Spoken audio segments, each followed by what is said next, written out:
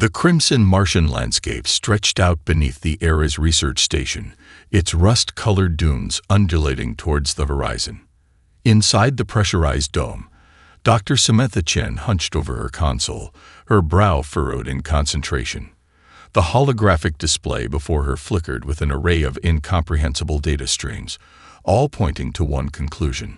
Something was very wrong with asteroid 2047X. Dr. Chen, "You need to see this," called out her colleague, Dr. Yuki Tanaka, from across the lab. "The energy readings are off the charts." Samantha hurried over, her heart racing.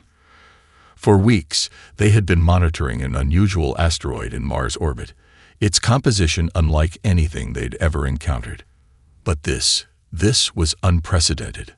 The holographic representation of asteroid 2047X rotated slowly in the air between them, pulsing with an eerie blue light. Energy signatures unlike anything in their database radiated from its core, defying all known laws of physics. It's almost as if... Samantha trailed off, her mind racing to connect the dots. "As if what?" Yuki pressed, his eyes wide with a mixture of fear and excitement. "As if it's alive," she whispered, reaching out to manipulate the hologram. "Or maybe artificial." Alarms suddenly blared throughout the station, causing both scientists to jump. Red warning lights bathed the lab in an ominous glow. "What now?" Samantha groaned, rushing back to her console. Her fingers flew across the haptic interface, bringing up the station's long-range sensors. What she saw made her blood run cold. "Oh my God," she breathed. "Yuki, look." The sensor display showed dozens, no, hundreds, of massive objects suddenly appearing at the edge of the solar system. They were huge, dwarfing even the largest ships in Earth's defense fleet. And they were moving fast, their trajectory unmistakably aimed towards the inner planets. "It can't be," Yuki muttered, his face pale. "After all these years of searching for extraterrestrial life." "They found us first," Samantha finished, her voice barely above a whisper. The comm system crackled to life, filling the lab with the urgent voice of Station Commander Elena Rodriguez. "All personnel, report to emergency stations immediately. This is not a drill." Repeat, this is not a drill. As Samantha and Yuki scrambled to secure their research data, they couldn't help but cast worried glances at the still pulsing hologram of asteroid 2047X. Whatever secrets it held, they now seemed trivial in the face of what was coming. Across the solar system, from the sweltering outposts of Mercury to the icy research bases of Europa, humanity's fragile off-world presence erupted into chaos. Emergency channels were flooded with panicked transmissions, each one carrying the same terrifying message. "We are not alone, and they are here." Back on Earth, in the fortified bunker beneath Geneva, the United Earth Defense Council convened an emergency session. Military leaders from every nation huddled around a massive holotable, their faces grim as they watched the alien armada's inexorable approach. "How long do we have?" asked General John Way, his weathered face etched with worry. Admiral Kira Donovan, head of Earth's Space Force, stepped forward. "At their current speed, they'll reach Earth orbit in less than 48 hours. A heavy silence fell over the room, broken only by the soft beeping of communications equipment. "And our defensive capabilities?"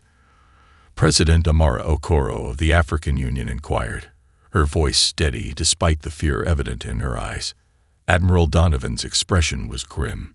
"Even if we mobilize every ship, every weapon platform, it won't be enough. Their technology is beyond anything we've ever seen." As if on cue, every screen in the bunker flickered to life. A face appeared, if it could be called a face. Vaguely humanoid, with iridescent scales and multifaceted eyes, it regarded them with an air of cold superiority. "People of Earth," the alien intoned, its voice a discordant harmony that sent shivers down every spine. "We are the Galactic Empire, and your primitive world now falls under our dominion. Surrender immediately, and your species may yet have a place in our cosmic order. Resist, and face annihilation." The transmission cut off, leaving the bunker in stunned silence. President Okoro was the first to speak, her voice barely above a whisper. "May God help us all." Little did they know, humanity's salvation lay hidden in plain sight, disguised as an ordinary asteroid orbiting Mars, a secret weapon about to change the course of galactic history. The world held its breath as the Galactic Empire's ultimatum echoed across every communication channel on Earth. In homes, offices, and public squares, billions watched their screens in horror as the alien armada drew ever closer, its massive ships blotting out the stars. In New York City's United Nations headquarters, an emergency session of the General Assembly had devolved into chaos. Delegates shouted over one another, their faces contorted with fear and anger. Some called for immediate surrender, while others demanded a futile show of resistance. Secretary General Zara Patel stood at the podium, her usual composure cracking under the weight of the moment. "Please," she pleaded, her voice hoarse from hours of debate, "we must remain united in the face of this threat." But unity seemed a distant dream as the Assembly Hall erupted into another round of accusations and recriminations. Meanwhile, deep beneath the Swiss Alps, the United Earth Defense Council was engaged in a very different kind of discussion. In a room known only to a select few world leaders and top military brass, huddled around a holographic display of the solar system. "It's time," said Admiral Donovan, her eyes sharp with determination. "We need to activate Project Olympus." A murmur rippled through the room. Project Olympus had been a closely guarded secret for decades, known only to a handful of individuals in each administration. Trillions of dollars and countless lives have been quietly funneled into its development, hidden from the public eye, and more importantly, from potential alien surveillance. President Okoro nodded grimly. "Do it. But remember, once we reveal our hand, there's no going back. The Empire will know we've been preparing for this moment." General John Way stepped forward, his face etched with concern. "Madam President, with all due respect, are we certain Olympus is ready? The last simulations showed." "We're out of options, General." Okoro cut him off. "It's now or never." As the command was given, a series of encoded transmissions raced across the solar system, aimed at a seemingly unremarkable asteroid orbiting Mars. For a moment, nothing happened. Then, imperceptibly at first, the asteroid began to move. Back on Earth, as governments scrambled to maintain order, a select group of individuals received highly classified orders. Pilots, engineers, and soldiers, the best humanity had to offer, were quietly extracted from their posts and whisked away to secret locations. Among them was Captain Aria Chen, one of Earth's most decorated fighter pilots. As she boarded a hypersonic transport at a hidden airfield in the Gobi Desert, her mind raced with questions.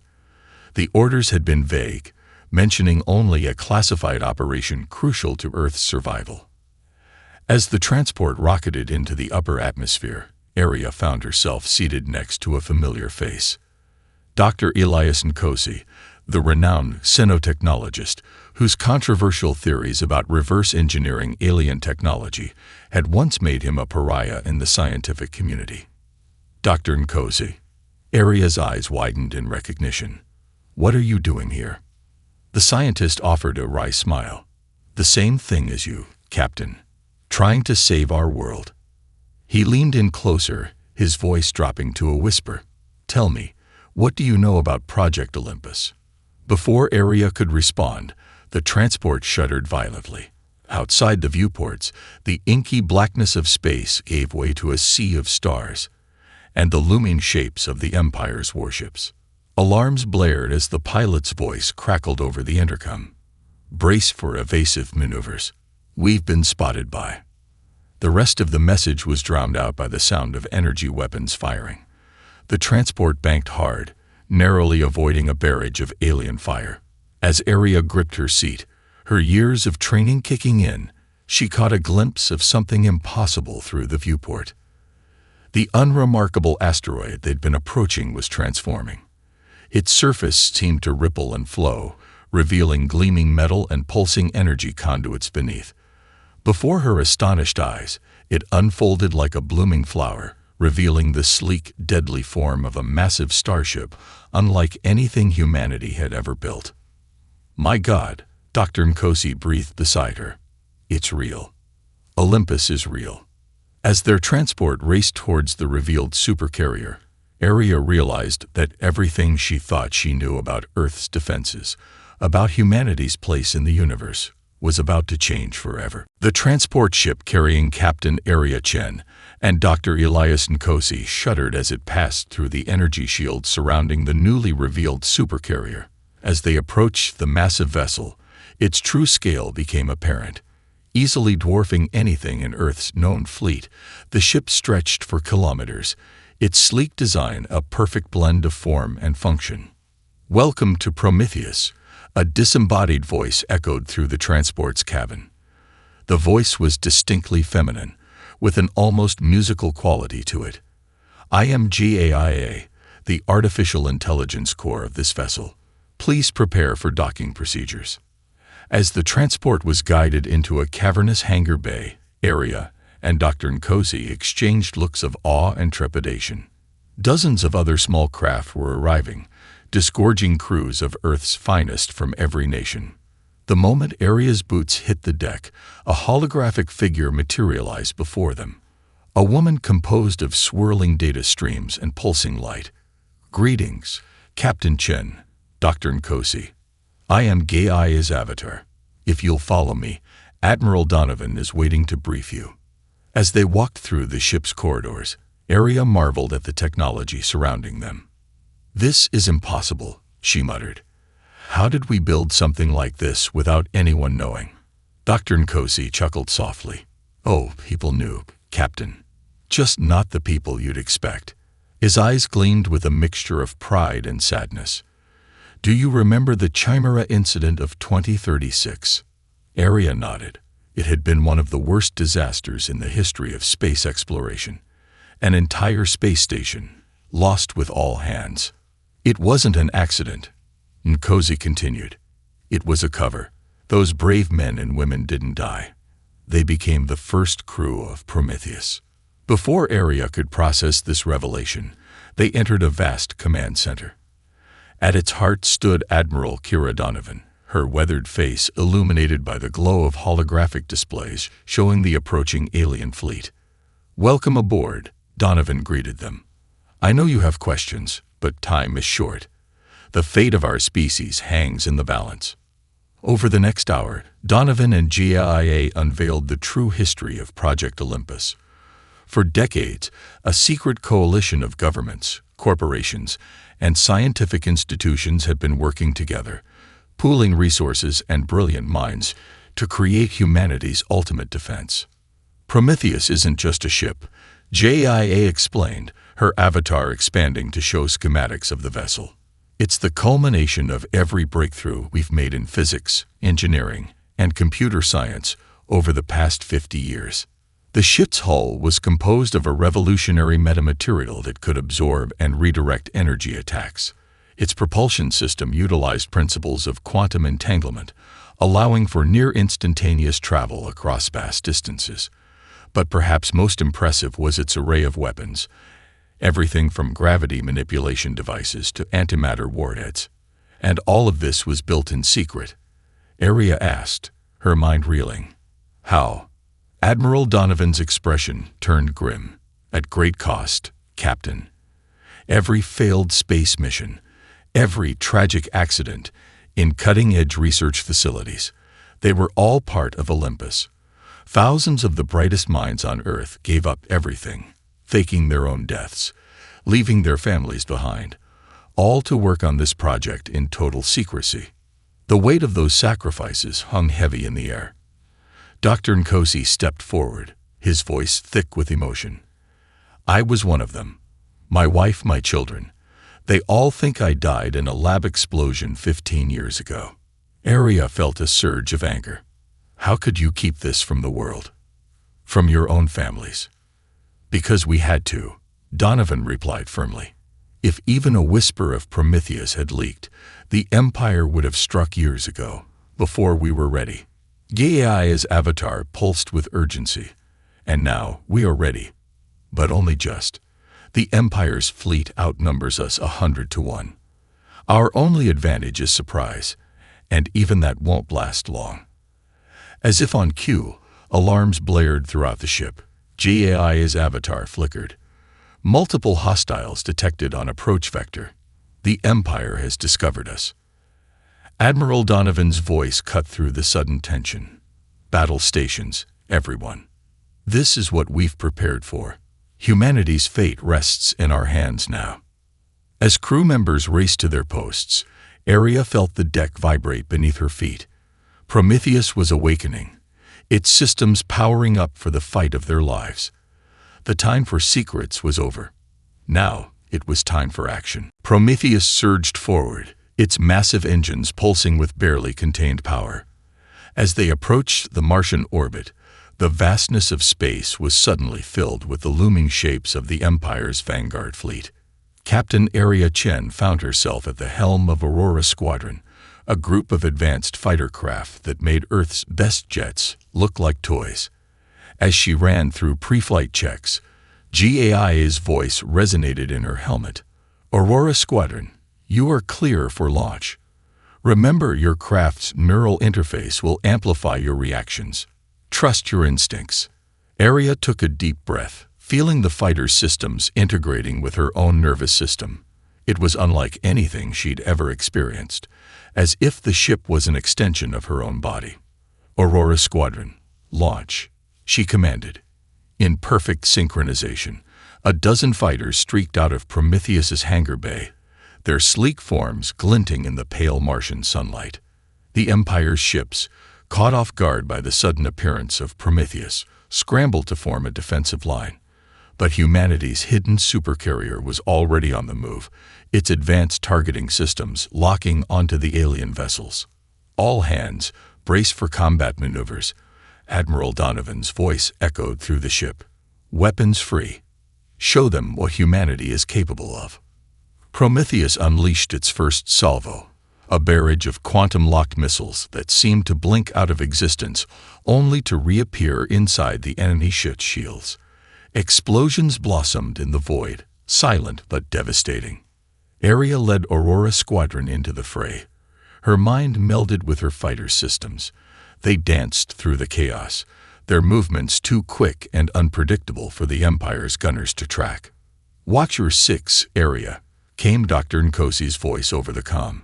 To her surprise, the scientist was coordinating the battle from Prometheus's command center, his expertise in alien technology proving invaluable. Aria barrel rolled, narrowly avoiding a stream of plasma fire. Her retaliatory strike was instant, a burst of concentrated gravitons that crushed the enemy fighter like a tin can. But for every Imperial ship they destroyed, 3 more seemed to take its place. The sheer numbers of the alien armada were overwhelming. Back on Prometheus, Admiral Donovan gripped the command rail tightly. "GAI, status report." The AI's avatar flickered beside her, hull integrity at 82%. Shields holding, but the strain is significant. We've destroyed 37 enemy vessels, but they're adapting to our tactics. As if to punctuate GAI's words, a massive energy beam lanced out from the Empire's flagship, narrowly missing Prometheus. The near miss sent tremors through the supercarrier structure. "They're trying to herd us towards Phobos," Dr. Nkosi observed, his eyes darting across tactical displays. "If they pin us against the moon, we'll lose our maneuverability advantage." Admiral Donovan's mind raced. They needed a game-changer, and fast. GAIA, is the Charybdis device ready? There was a pause. Unusual for the lightning-fast AI. "It is, Admiral. But the risks." "We're out of options," Donovan cut in. "Prepare to deploy Charybdis. All fighters, return to Prometheus immediately." In space, Aria heard the recall order with a mix of relief and apprehension. As Aurora Squadron raced back to the carrier, she saw Prometheus's hull shifting, reconfiguring to reveal a massive weapon unlike anything she'd ever seen. The cherry-disc device hummed to life, its core a swirling vortex of dark energy. As the last of the fighters docked, Prometheus unleashed its secret weapon. A beam of concentrated gravitational force erupted from the carrier, tearing through space itself. It struck Mars's smaller moon, Phobos, dead center. For a moment, nothing seemed to happen. Then, to the astonishment of both human and alien observers, Phobos began to crumble. The tiny moon disintegrated, its fragments accelerating towards the Empire's fleet with unnatural speed. Caught off guard, dozens of alien ships were torn apart by the unexpected asteroid field. As the debris cleared, an eerie silence fell over the battlefield. The Empire's remaining ships hung back, seemingly wary of provoking another display of Prometheus's power. Admiral Donovan allowed herself a small smile. "Send the message, GAIA. Let's see if they're ready to talk." As Prometheus broadcast its challenge to the Empire, Aria climbed out of her fighter, her hands shaking with residual adrenaline. They'd won the first battle, but she knew the war was far from over. The Empire had seen what humanity could do. And next time, they'd be prepared. The brief respite following the Battle of Mars was shattered by Gaia's urgent alert. Multiple hyperspace signatures detected. The Empire's reinforcements have arrived. Admiral Donovan's face hardened as she surveyed the tactical hologram. The new Imperial fleet dwarfed the first, with a massive ship at its center that eclipsed even Prometheus in size. GAIA. Analysis of that behemoth, Donovan commanded. The AI's avatar flickered with concern. "It appears to be a planet cracker, Admiral. Sensors indicate a weapon capable of destabilizing a planet's core. They're positioning it for a clear shot at Earth." A chill ran through the command center. Dr. Nkosi's voice broke the silence. "We can't let them fire that weapon. Earth's population. Billions would die instantly, and the rest would follow as the planet tears itself apart." Captain Aria Chen, still catching her breath from the previous battle, stepped forward. "What's our move, Admiral? We can't take on that entire fleet." Donovan's eyes narrowed. "We don't have to. JIA, plot a course through that debris field. We're going after the planet cracker." "Admiral," JIA cautioned, "navigating that field at combat speed would be extremely risky. The chances of critical damage to Prometheus Air. Better than the certainty of Earth's destruction." Donovan cut her off. "Execute the plan. All hands, brace for extreme maneuvers." Prometheus surged forward, its advanced hull plating reconfiguring to present the smallest possible profile. The massive carrier dove into the cloud of debris left by Phobos' destruction, alarms blaring as chunks of rock and ice scraped against the shields. On the bridge, crew members clung to their stations as the ship bucked and weaved. Through the viewports, they could see Imperial ships giving chase, many faltering in the treacherous asteroid field. Multiple impacts detected, GAIA reported. Hull breaches on decks 7 through 12. Emergency force fields holding. Aria, manning the weapons station, called out, "We've got fighters incoming. They're smaller, faster. They're getting through the debris." "Aurora Squadron, launch," Donovan ordered. "Keep those fighters off our back." As Aria's squadron rocketed out of the hangar bay, Prometheus emerged from the debris field, battered but intact. The planet cracker loomed before them, its main weapon glowing with ominous energy. "They're powering up the planet killer," Dr. Nkosi shouted, his fingers flying over the science station controls. "We have minutes, at most." Donovan's voice was steel. "All power to forward shields and main guns. We're going to ram that monstrosity." The crew barely had time to register the order before Prometheus accelerated to attack speed. The space between the two titans of war vanished in seconds. At the last possible moment, Prometheus unleashed every weapon in its arsenal. Antimatter torpedoes, gravity lances, and exotic particle beams slammed into the planet cracker's shields. For a heartbeat, it seemed like it wouldn't be enough. Then, with a flash of blinding light, the planet cracker's shields collapsed. Prometheus plowed into the larger ship's hull, its reinforced prow tearing through deck after deck of alien alloys. The impact sent both ships tumbling through space. Emergency systems kicked in, inertial dampeners straining to compensate for the collision. "Status report," Donovan demanded, pulling herself up from the deck. Gaia's avatar stabilized. Severe damage to forward sections, but primary systems are operational. The planet cracker's main weapon has been disabled, but their secondary systems are still online. Outside, the battle raged on. Aurora Squadron dogfighted with Imperial fighters, while the rest of the enemy fleet closed in, firing salvos that rocked both damaged Leviathans. "We're trapped between the planet cracker and the incoming fleet," Aria's voice crackled over the comms. "We need an exit strategy now." Dr. Nkosi suddenly straightened, his eyes wide. "The planet cracker. Its power core. If we can overload it, we take out half the Imperial fleet in the blast," Donovan finished.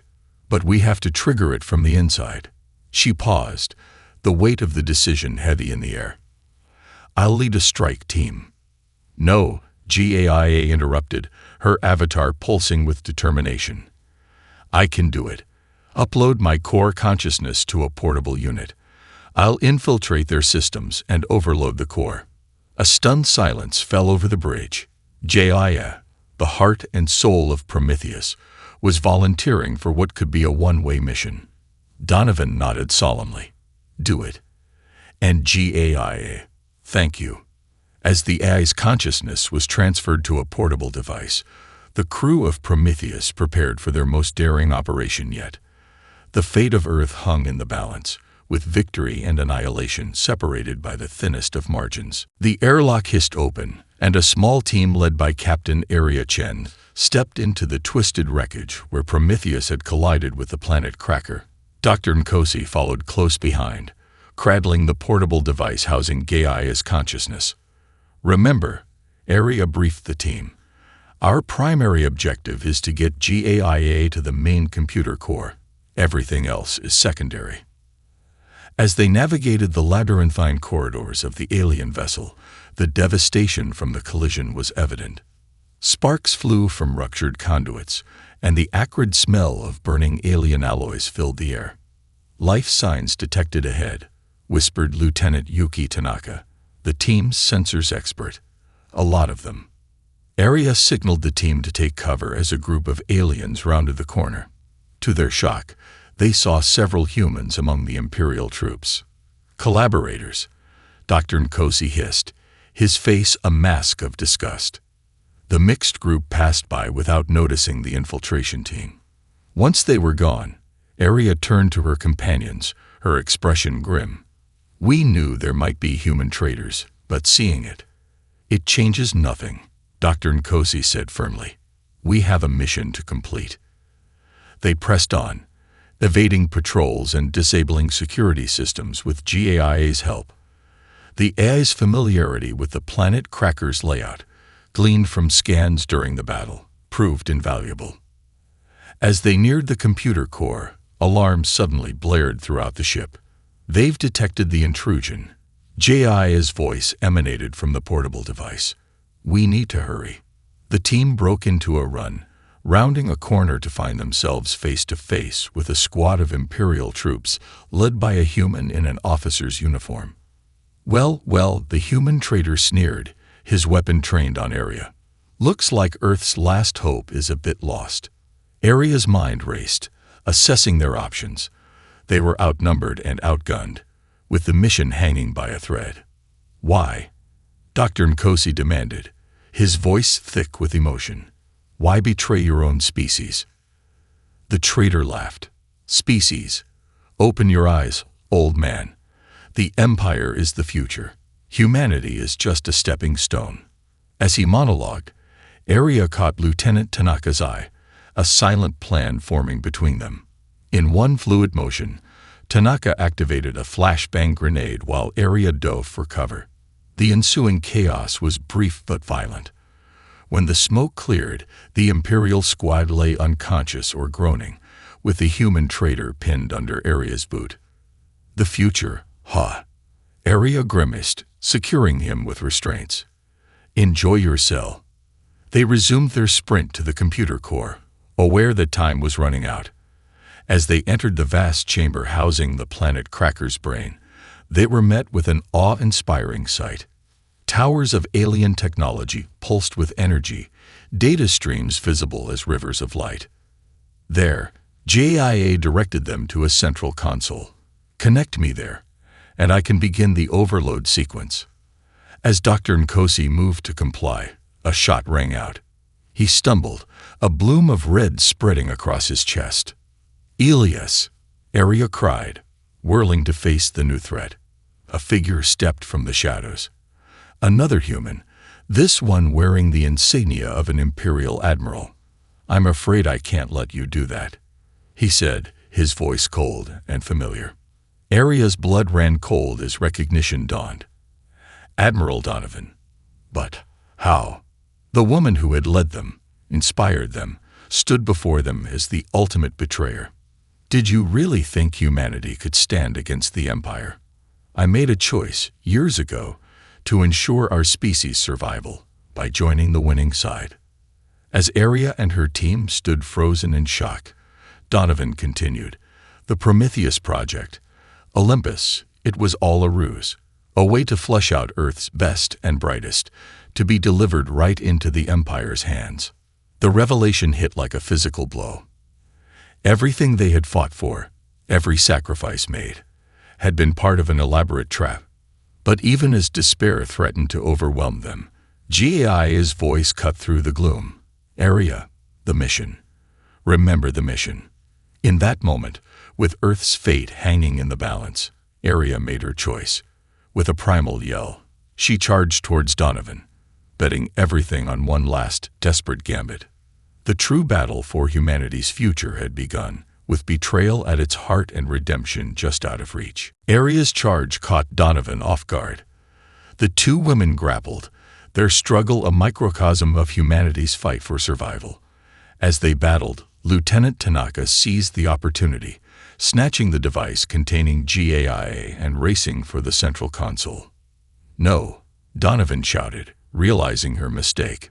She managed to throw Aria off and raised her weapon, but not before Tanaka slammed the device into the alien interface. For a moment, nothing happened. Then, the entire chamber hummed to life, consoles flickering as GAIA's consciousness surged into the planet Cracker systems. I'm in.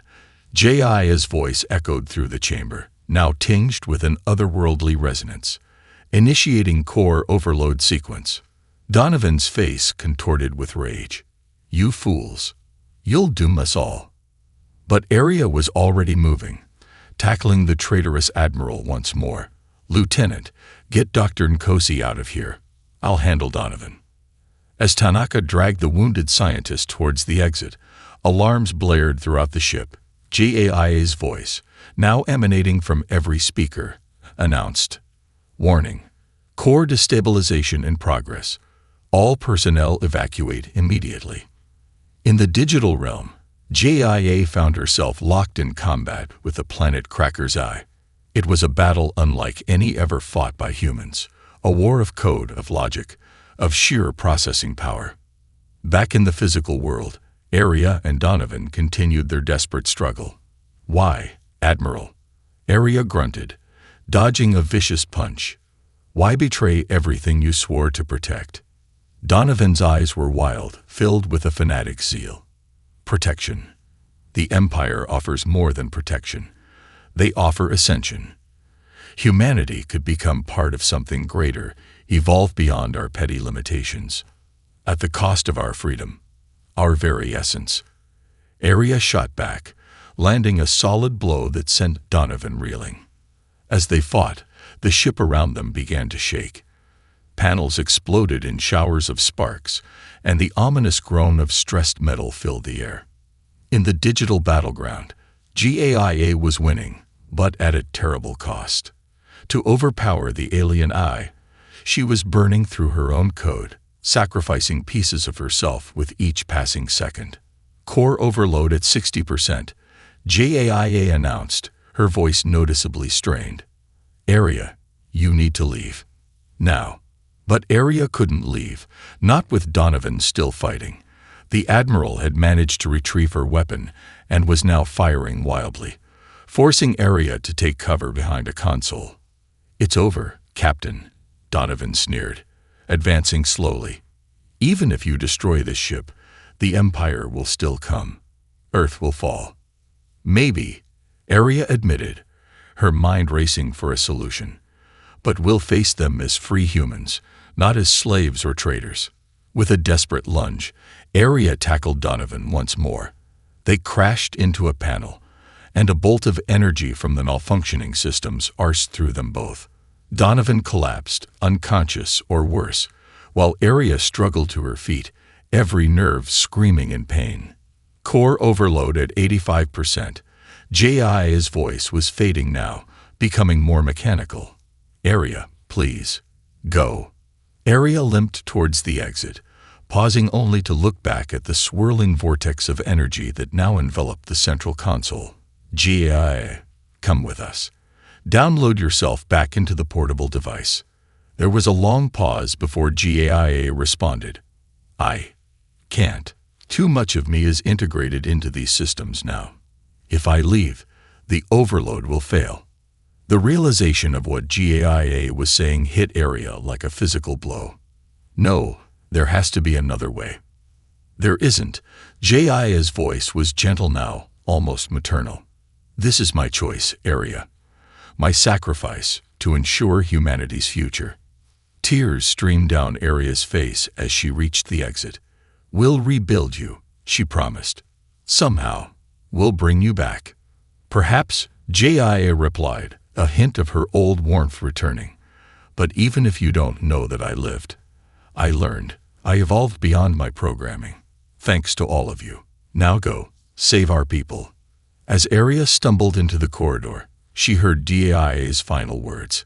Core overload at 99%. It has been an honor serving with you, Captain Chen. Goodbye. The corridor behind Area exploded in a blinding flash of light. As she ran towards the Prometheus, dragging Donovan's unconscious form, the planet cracker began to break apart around her. JIA's sacrifice would save Earth, but the cost, to Area, to the crew, to humanity, was beyond measure. The final battle loomed, and they would face it without their guiding light. The escape pod jettisoned from the disintegrating planet cracker, carrying Area, the unconscious Donovan, and the rest of the infiltration team. As they hurtled through space, the massive alien ship erupted in a blinding explosion, taking with it a significant portion of the Imperial fleet. Area watched through the pod's viewport, her heart heavy with the loss of JIA. The A sacrifice had given them a chance, but the battle was far from over. Prometheus, this is Captain Chen.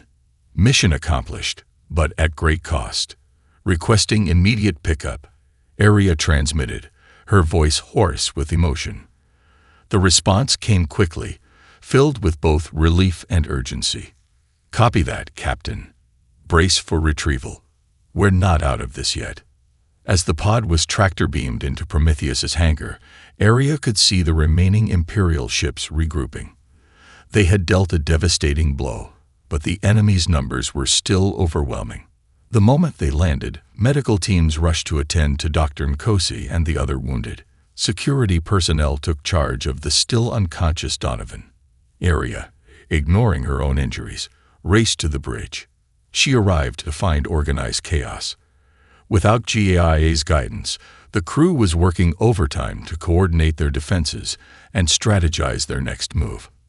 Status report, Area demanded, taking her place at the command station. Lieutenant Commander Rodriguez, now acting as Prometheus's tactical officer, responded grimly. We've lost a third of our fleet, Captain. The Empire is regrouping, but they seem hesitant. Area nodded, understanding dawning. They'd never faced resistance like this before. We've shaken their confidence. As if to confirm her words, a transmission cut through their communications. The face of the Imperial Fleet Commander, A being of swirling energy contained within a humanoid form appeared on the main view screen. "Humans of Earth," the alien's voice reverberated with barely contained fury. "You have defied the natural order. Your resistance is unprecedented and impressive." Arya stepped forward, her posture straight despite her exhaustion. "We tend to do that. Humanity doesn't bow to tyrants, no matter how powerful they claim to be." The commander's form flickered, a sign of agitation. "You've bloodied our nose, yes, but do not mistake this for victory. We can return with a force that will blot out your son." "You could," Arya agreed, her mind racing. "But at what cost? How many more ships are you willing to lose? How many more planet crackers? We've shown you what a single hidden ship can do. Imagine what else we might have waiting." A murmur ran through the bridge crew. Arya was bluffing, and they all knew it. But the Empire didn't. The Imperial commander was silent for a long moment. When it spoke again, there was a note of respect. "You play a dangerous game, human." "No game," Arya countered. "A simple truth. You can destroy us, yes, but we'll make you bleed for every inch. Is Earth really worth that cost?" The silence that followed was deafening. Finally, the commander spoke. "We will withdraw. For now. But know this, the Empire does not forget, and it does not forgive. We will be watching." As the transmission cut off, the Imperial fleet began to retreat, their ships disappearing into hyperspace one by one. A cheer erupted on Prometheus's bridge, quickly spreading throughout the ship and to the rest of Earth's fleet. They had done it. Against all odds, humanity had stood against the greatest power in the galaxy and emerged victorious. But Arya couldn't bring herself to celebrate. She thought of GAIA, of Dr. Nkosi fighting for his life in Medical Bay, of all those who had sacrificed everything for this moment. As the crew around her hugged and wept with joy, Arya turned to the viewport, gazing at the blue marble of Earth. "What now, Captain?" Lieutenant Commander Rodriguez asked, approaching her side. Arya took a deep breath, her resolve hardening. "Now, we prepare. The Empire will be back, and next time, they won't underestimate us. We need to unite Earth like never before, advance our technology, expand our defenses." She turned to face the crew, her voice carrying across the bridge. "Today, we've earned our place among the stars. Tomorrow, we make sure we keep it. For GAIA, for all those we've lost, and for the future of humanity." As Prometheus began its journey home, Arya knew that this was not an end, but a beginning. Humanity had faced its greatest challenge and survived. Whatever came next, they would face it together, as citizens not just of Earth, but of the galaxy. The stars, once so distant and unreachable, now beckoned with both promise and peril, and humanity, battle-scared but unbroken, was ready to answer the call.